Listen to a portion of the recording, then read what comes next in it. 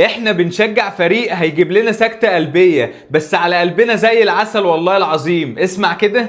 لما يكون عندك خال طيب او عم جميل، بتيجي في العيد كده تاخد منه العيديه، هو بيحب ايه؟ يعني يلعب معاك شويه لعب لطيف كده، يعني يجي مثلا يقول لحضرتك اتفضل ادي العيديه اهي، النهارده العيديه مثلا الدعوه بتاعه المباراه، تمام زي الفل، رايحين نتفرج على الزمالك في العيد، فبنجيب جول بدري يا صلاه النبي، وبنجيب الثاني وبنعزز الله اكبر، وفاضل 10 دقائق وبنضيع بقى الثالث في الرابع في الخامس. فالزمالك ما بيحبش السهل، الزمالك نادي بيكره السهل كرها كما يكره المحسوبيه، فلازم شويه ايه؟ شويه الهتشكوكيات اياهم، يلا حط لنا شويه الشطه، فيطرد الحارس وانت تكون عامل الخمس تغييرات بعد ما يستقبل هدف وفاضل لك طلقه وتطلع بره، فاضل لك زلطه وتطلع بره، فنقعد 8 دقايق على اعصابنا في الملعب.